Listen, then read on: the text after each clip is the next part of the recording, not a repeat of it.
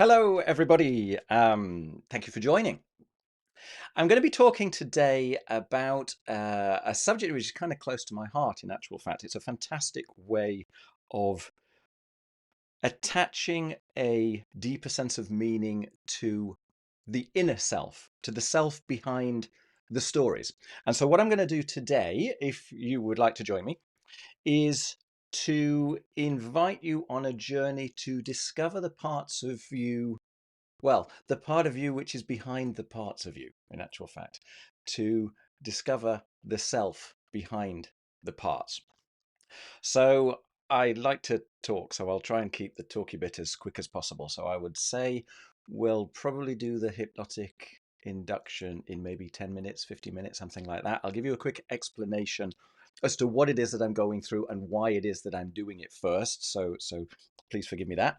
And then we'll get into a process which is experiential, because I find that far more useful than an intellectual conversation on the same subject. Okay. So if you wish, find yourself somewhere where you won't be disturbed, where you're going to feel comfortable, where you can kind of have a moment of privacy for the next, let's say, half an hour or so, and get ready for that.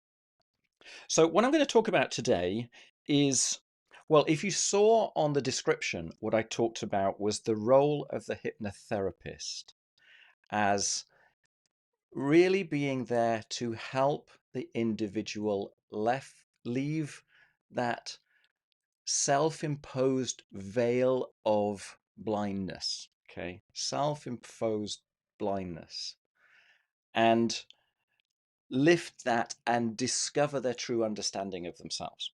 So the idea for the hypnotherapist is to shine a light on that self-imposed blindness, I guess you could call it, and to look beyond that.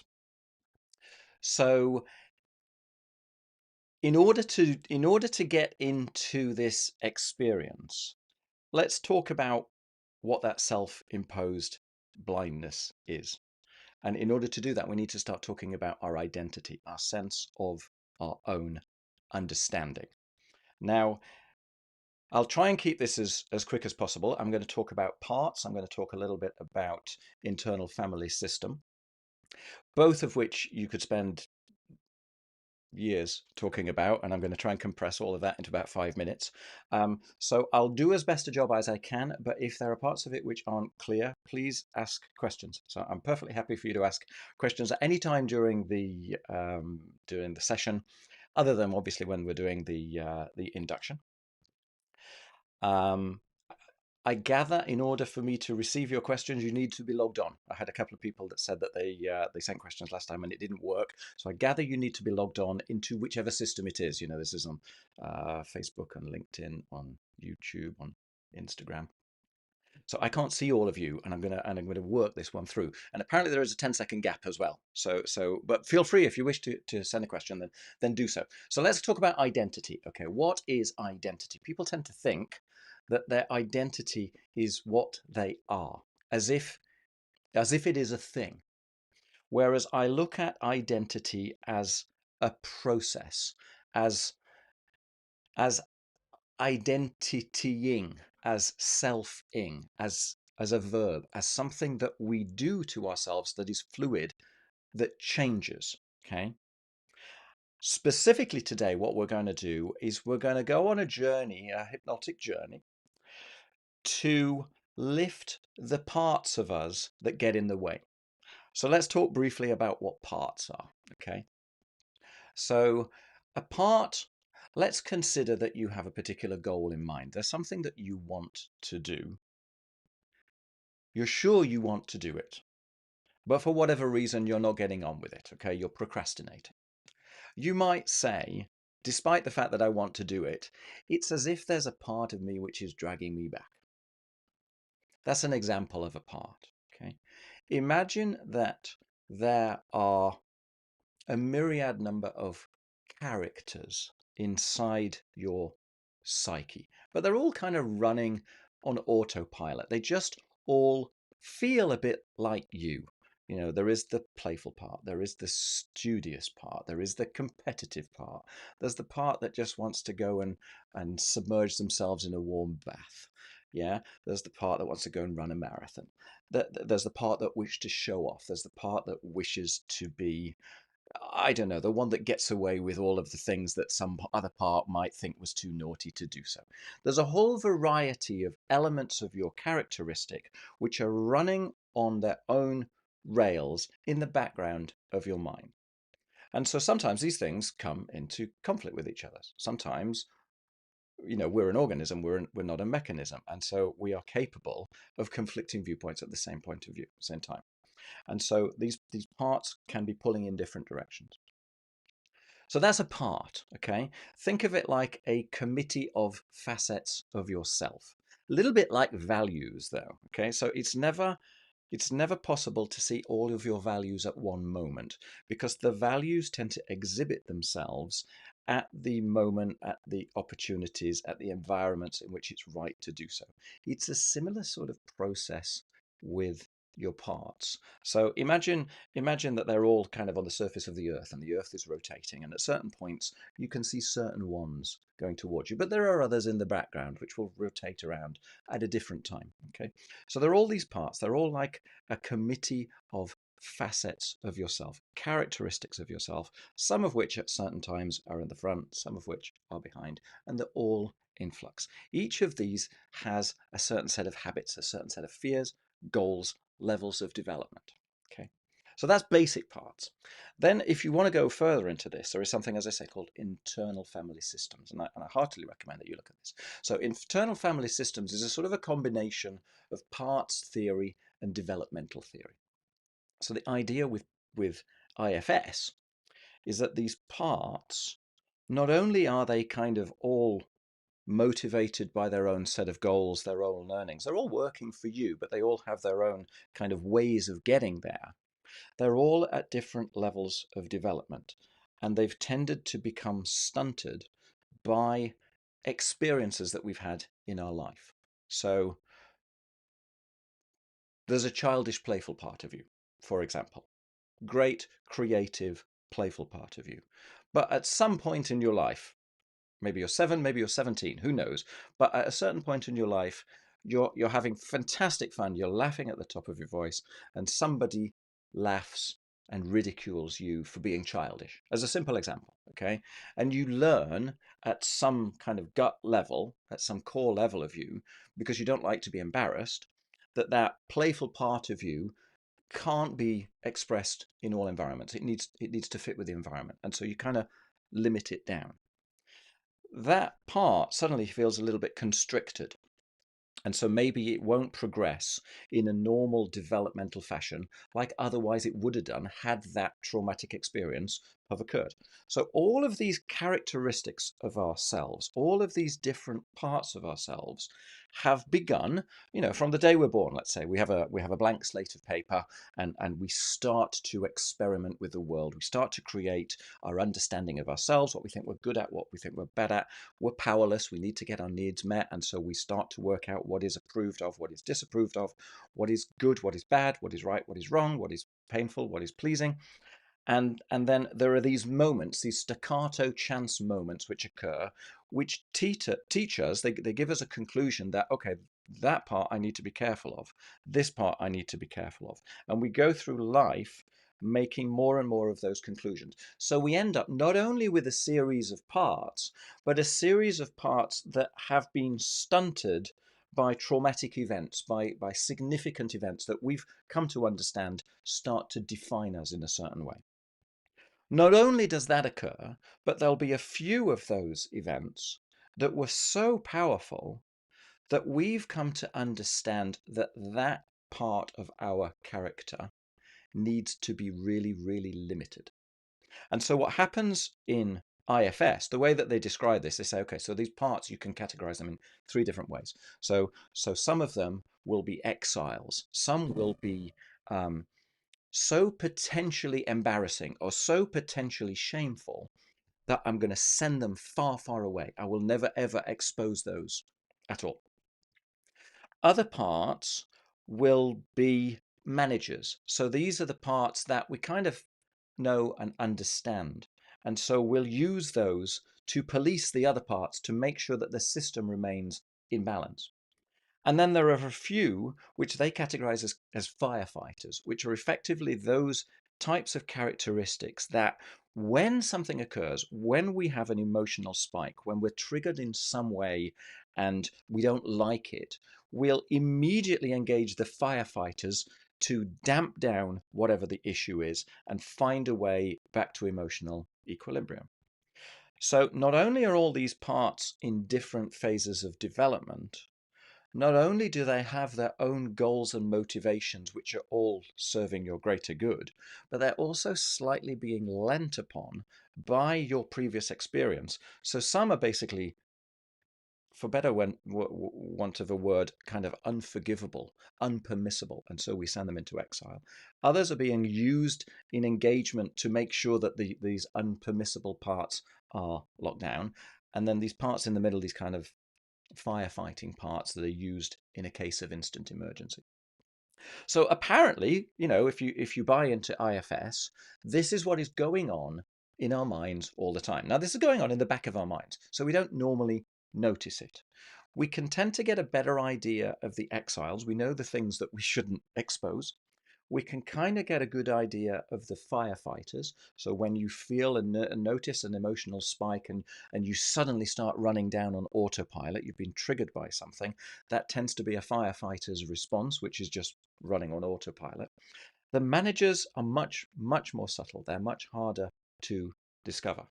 But these three are kind of constantly working away in the back of your mind on autopilot. You're not really consciously aware that they're existing, but you might notice a sense of depleted energy, for example, if they're really having to work hard. You can have something which is pulling in two different directions with a 5% energy or with a 5 million% energy. You would feel stable as a result if you find a personal balance, but the energy being expanded to do so could be exhausting. Yeah, as a simple example. So this is all going on in the background. So what we're going to do now is I'm going to invite you into a hypnotic experience that allows you to kind of lift the veil on that, to let them go by the wayside. Just take a pause and see if you can find what is behind that, the self, the truth, the goodness inside of you. Okay.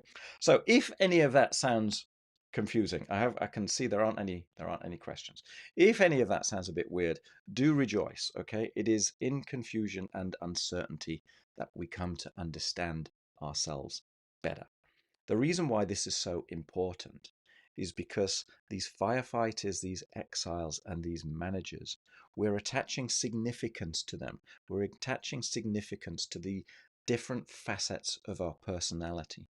And we favor some over others, that therefore starts to feed into our inner chatter, into the ways that we speak to ourselves, into our sense of self, our self appraisal, our self esteem, our self love, our self confidence. Because all of it, what's happening is we're forgetting that it's a part of an identity conclusion which is in flux. Instead, what we're doing is we are engaging with that as if it is us, as if it's always been us. And it's kind of got a certain weight to it, a gravitas to it. Okay. So as I say, if some of it sounds a bit weird, fair enough. Even Jung said that he found it distinctly uncomfortable to think that there are these parts running around seemingly on their own rails. But this is something that we can identify if you look at developmental science. You'll see that people from a very, very early age, from like 2 years old, we will exhibit this sort of parts mentality. Ultimately, the whole thing is a metaphor. Okay, so there isn't really a committee made of separate ego states either.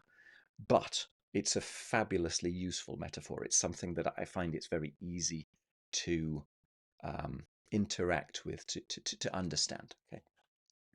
So what I'm going to do is I'm going to invite you into a journey to allow all of that, all of those parts, to just take a rest, to kind of, with your permission, with your trust, and with their permission, and with their trust, just take a rest. Sit on a park bench next to you. so that you can go a little bit further along and explore what it feels like to not have that. Okay, so that all those parts with their burdens, with their original motivations, and with their kind of maladaptions, they're all allowed to take a breather, and you can go on and notice what you notice. Okay, so that means that you need to accept that. You need to choose that. You need to decide, okay, let's go along with that. It might sound a little bit strange, but even if I'm skeptical, I'll go along with the experience and see what comes out and get feedback from that. Right? I'm a very skeptical individual. I'm very much feet on the ground, but I find this to be helpful. It's a workable way of um, dealing with the feelings of what it is to be you. And so even though I know it's a metaphor, I kind of indulge the metaphor. So what I guess what I'm saying is buy into the experience, okay? Even if you find it's something which is, well, that you need to be persuaded is real, listen to my words, go along with my words. If I try and ask you, if I suggest to you to find an emotion, to find a feeling, to engage your imagination in a certain way, do your best to do so, let's say. Okay. Before we begin, final opportunity. If anyone has any questions, feel free to write those in the chat now. And while you do so, I'll just say, as always, with these types of things, only please follow along with this part of the recording or live when it's safe and appropriate to do so. Please don't listen to my words. Don't follow along with the video or the audio. If you're driving, if you're operating machinery, only do so when you're absolutely certain that it is safe to do so. Okay. So what we'll do now, if you've watched any of my videos, you'll see there are a million different ways to go into hypnosis. And I love them all because ultimately they're all an act of choice. It is your choice to go into hypnosis. So maybe you want to ask yourself to start with, would I like to go into hypnosis? Would I like to find a sense of my inner self? Would I like to relate to myself in a deeper, more profound, more caring, more kind way? Would I like to understand myself? Would I like to discover what it is that is behind those voices, those words, those thoughts, those inner chattering, loud voices and quiet voices, perhaps? If you get a yes from that, let's proceed. So what I'm going to invite you to do, I don't know where you are. Normally, when I do this with someone, we engage in a conversation. So, and there's a lot of feedback, and I can't do that right now. So I'm going to have to guess. So I'll assume that there is a screen in front of you. That seems like a reasonable assumption. If it's a telephone, then maybe you want to put the telephone down somewhere because it's more interesting to listen to my words than it is to watch what I'm saying. Put your feet flat on the floor if you're sat down. If you're laying down, kind of separate your hands so there's no kind of connection here. Put them separate to the side of you. If you're sat on a chair, put your hands on the arms of the chair. And then just either look at, if there's a wall in front of you, you could look at the wall, or if you've got the screen in front of you, you can look at the screen. But look at it almost as if you were looking through it. Look at it in a vague, dreamy sort of way. And as you're doing so, just allow your vision to kind of widen. Okay. So when I look at something in a vague, dreamy way, almost as if I'm looking through it, and then I expand my vision to the point where I can kind of see right over 90 degrees in either side. I can actually feel here a sort of a quiet part in between my two eyes. So I want you to do that. And then I want you to notice what's going on in your body when you do so. So you'll begin to notice that all the muscles in your body can start to relax. You'll notice that your facial muscles can relax. Your arms can relax. Your legs can relax. Your legs can become very still. Your whole body will just kind of let go. And as you do so, soon you'll notice that your eyes are wanting to close and you just want to go into a peaceful hypnotic state. And so in a moment, I'm going to count from 20 down to 0. And what I want to do on each count, I'll ask you to close your eyes and then to open your eyes. And sometime before I reach the count of 0, okay, so it might be at 15, it might be at 10, it might be 5. Your eyes will just want to remain closed. And you'll go into that kind of peaceful hypnotic state. So let's practice that. Okay, before we do it, let's practice that. So let's start at 20. Let the eyes close and open the eyes. 19. Let the eyes close and open the eyes. 18. Let the eyes close and open your eyes. So that's all we're going to do. But it's a ceremony. It's a way of inviting you to come into a beautiful state of what some people call hypnosis, let's say. Okay, so let's begin. So now just go ahead and either find the wall behind you or the screen in front of you and just kind of gaze at it, almost as if you're gazing through it. Look at it in a very kind of calm, loose, dreamlike fashion and expand your vision whilst you keep your gaze on the screen or on the wall. Expand your vision so that you can become aware of what's to the left and the right, all the way out, kind of as far as you can go to your left ear and your right ear. And as you do so, you can notice your body becoming more relaxed. You can notice the muscles in your face relaxing, your cheekbones relaxing, your jaw relaxing. Maybe your shoulders and your neck want to loosen up. You can notice your arms relaxing. Notice your legs relaxing. Your whole body is becoming more and more relaxed. Maybe you can even notice the temperature of your body being nice and warm. And maybe your eyes are already wanting to close and to go into that peaceful hypnotic state. But don't do that yet. So in a moment, I'm going to start count down from 20 down to 0. And on each count, let your eyes close and open. And sometime, whenever it feels right for you, before I reach 0, maybe even as early as 15, maybe at 10, maybe at 5, your eyes will just want to remain closed. And you'll go into that peaceful hypnotic state. So here we go. 20. Let the eyes close and open. 19. Let the eyes close and open. 18. Let the eyes close and open. 70.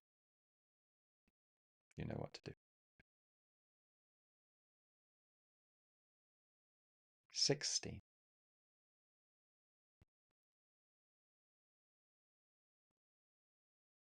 15. The eyes close and open. 40.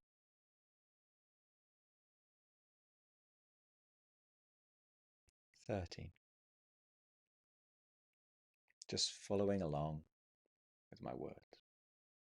12. 11. 10. 9. 8. Noticing how good it feels to be at ease. 7. Just settling into that inner sensation. 6. Maybe becoming aware of your heartbeat. 5. Noticing your left elbow. The difference with your right elbow. 4. Deeper down. 3. 2. 1.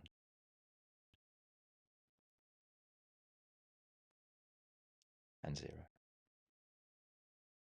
Every breath guiding you deeper down, letting the eyes just remain closed, letting every breath that you exhale continue to guide you to a place of calm, comfort. Any sounds around you don't bother you at all. They're just the world going about its business, mattering less and less. because this is a moment just for you. There's no right, there's no wrong, there's nothing to do here, there's nothing to prove here. It's a moment just for you to look after yourself, to notice the stillness inside of you, and to enjoy what occurs. Bring a sense of open-minded curiosity. And it doesn't matter if you forget to remember what you don't need to know, or remember to forget what's unnecessary to know. As your mind relaxes, you can feel very, very comfortable, just indulging in this inner experience, noticing what you notice, and becoming aware of the difference that makes the difference. And now I'd like you to imagine, as you're there in that comfortable place, sat or laying down, imagine that there's a path in front of you. And it might be a track, it might be a paved path, it might be a gravel track, it might be a sandy path. It might go towards the beach, it might be along the side of a hill or a meadow, or it might be a stream by the side. It might be the yellow brick road. I don't know how it looks to you. It might be a little country lane. But however it looks, I'd like you to start walking down that path. Get a sense of yourself.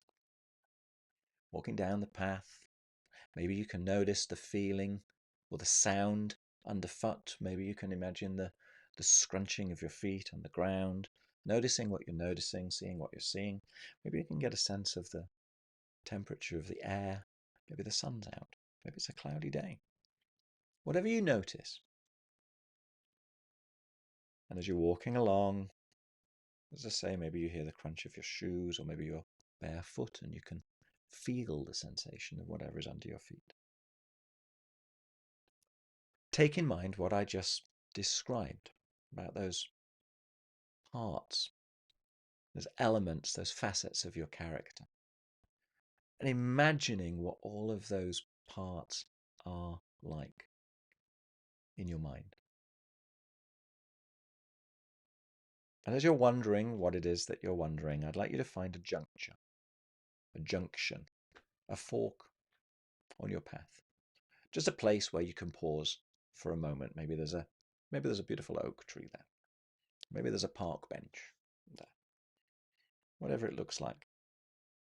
And when you're there, I'd like you to invite all, and I do mean all, of those parts to just kind of pop out of your mind and take a breather, take a rest by the side. And I'd like you to ask them their permission to do so. Reassure them, tell them that it's okay, that you'll be back. You just want a moment on your own. And see what they say. Okay? So you're not going far. You just want a moment by yourself. And so notice what you notice. See what comes back. See how that feels. With your eyes continued to be closed, looking out at the path ahead, and let them all just kind of jump out of your head, or get a sense of what it would be like for them. Maybe it's rather loose, maybe it's not so tangible, but however it makes sense to you, however that feels, just let them kind of drop away so they can rest by the side of the path. Personally, when I do this, I kind of have a sensation of a well-intentioned but slightly kind of unruly bunch of characters, and they're all there, and they all pop out by the side. So maybe you want to give them loads of toys, books, TV, bat and ball, football, whatever it is that feels right to you, so that they can entertain themselves for a little while, so that you can go on. Now, for a few of you, it's possible when you invite all of these parts to leave that a few of them might refuse. Now, if they do, that is a very, very useful piece of information for you. Okay, it's perfectly okay. There's nothing wrong with it. If you do, it's an opportunity for you to have a dialogue with that part. Ask them what it is that they are scared of. Maybe you want, in actual fact, at that point, if it's impossible for that part to agree, maybe you want to kind of come out of the video and watch it again at another moment, because it's going to be recorded anyway. But if it's okay, if they're all happy to continue, and you can tell them whatever it is that they need to hear to reassure them that you'll be back.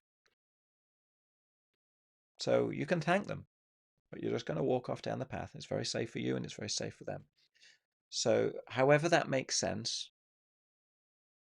then once you've done that, you can continue off down the path. And so you can feel maybe the sun, the warmth of the sun on your cheeks. Maybe you can notice the wind rustling in the leaves of a tree. Maybe you can notice the track or the pavement, or however it looks to you. Maybe there's something significant. Maybe it's completely mundane. But pay attention to how you're feeling as you take each step. Pay attention to the temperature around you. Pay attention to the sounds around you. Notice other birds in the sky. Notice the feelings inside your body. And as you do so, I'd like to ask you a question. I'd like you to notice whose eyes you're looking through. Are you looking through your eyes as you're walking down the path? Or are you seeing yourself? Are you seeing your body walking along the path? Are you seeing the expression on your face? And the reason I ask is because if you're observing yourself, if you're viewing yourself from somewhere else, then it's kind of likely that a part has come along with you, interestingly. And so it might be interesting to notice that you're observing yourself. And if that's the case, then maybe you want to have a conversation with the noticer. You can thank them, but just ask them, would you mind, would it be okay if you go back and stay with the rest of the people? Thank you for your concern, or, whatever it may be.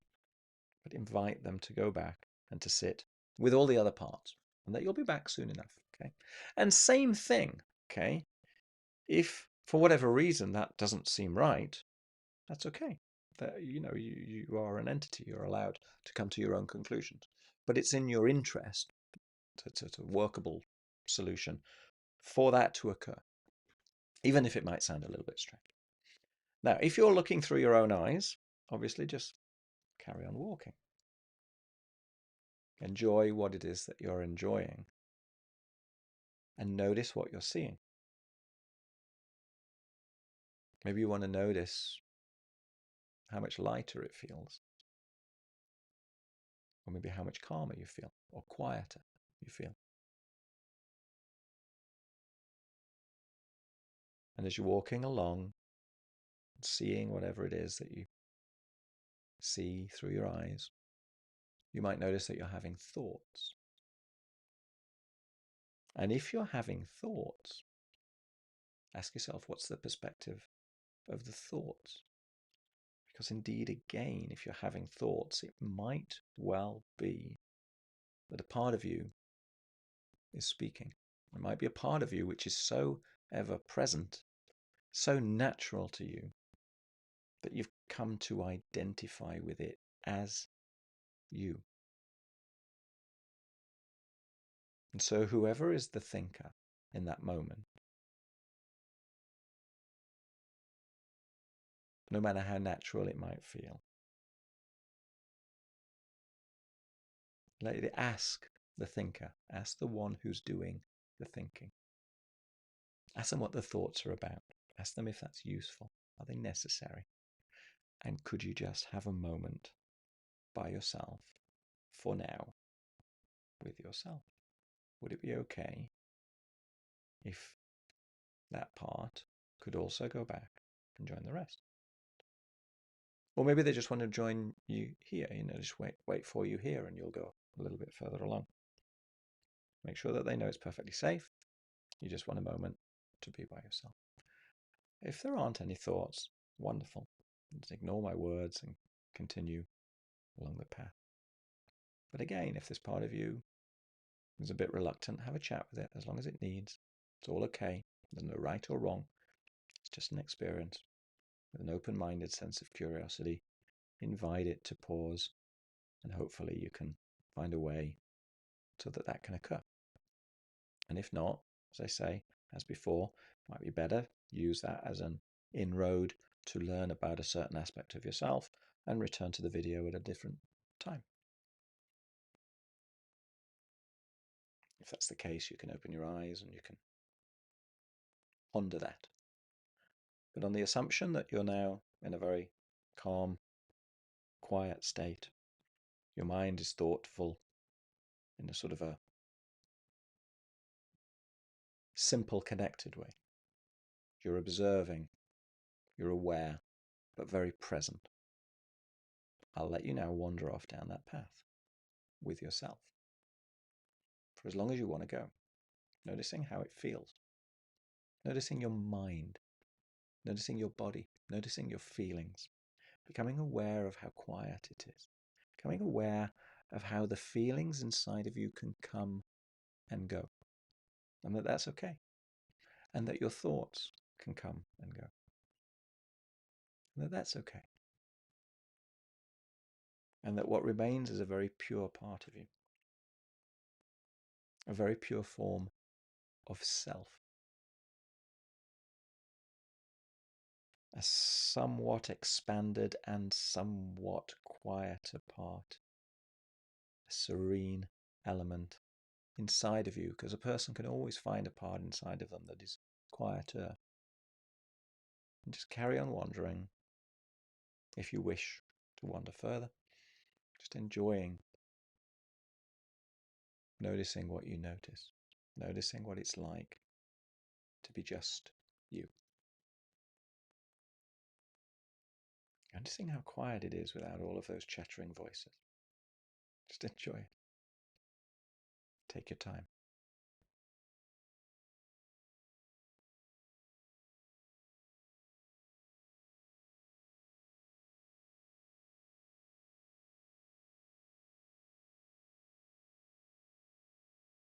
And then when you're ready,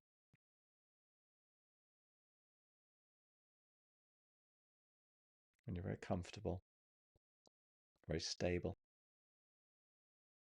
you can turn around and start to wander back along the path, or the track, or the pavement, or the yellow brick road, or whatever it was that you created in your imagination, back down from the hill, or along the side of the stream, or through the meadow, or whatever it was. Go back. Take your time, notice what you notice on the way, and say hi to your parts when you reach them. Pick them up. Have a smile. Notice what you notice about them. Show them that indeed you did return for them. Put them back inside. Remind them that they were very, very safe. Perfectly okay, and you came back. And notice that. Notice that feeling. Notice what's going on as that story, that selfing process comes back.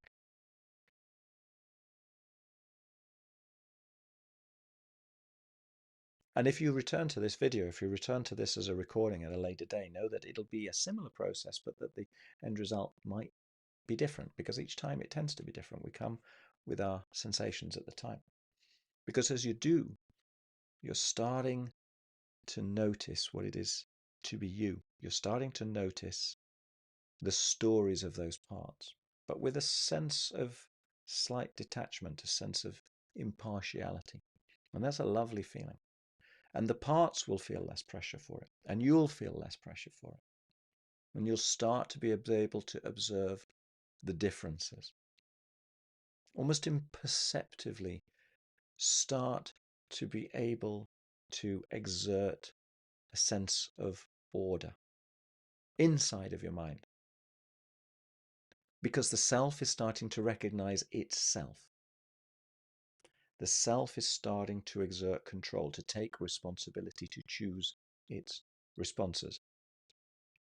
Not through power, not through an iron fist, just through awareness, through understanding, through compassion, through kindness to yourself, through being. And so when you've picked them all up, and make sure you've picked them all up and they're all happy and comfortable, you can wander back down the path, back to where you began. Coming back to everyday reality. And you'll take with you everything that it's useful to know from this experience. You'll know that you have the ability to shape your reality, the ability to choose in your life, the ability to decide what's important for you, to notice the dominant voices, to notice the quieter voices, to notice the parts perhaps that don't even speak, and coming to trust all of that, coming to understand that. And so when you're ready now, bringing back all of the knowledge and information and understanding from that process, knowing that you can come back at any time and repeat the process, what I'm going to do is I'm going to count back up from 1 to 5 to bring you back up to a state of full and present reality. Okay, so on 1, feeling wonderful. On 2, feeling you can achieve all the things that you want to achieve. Okay. On 3 now, free.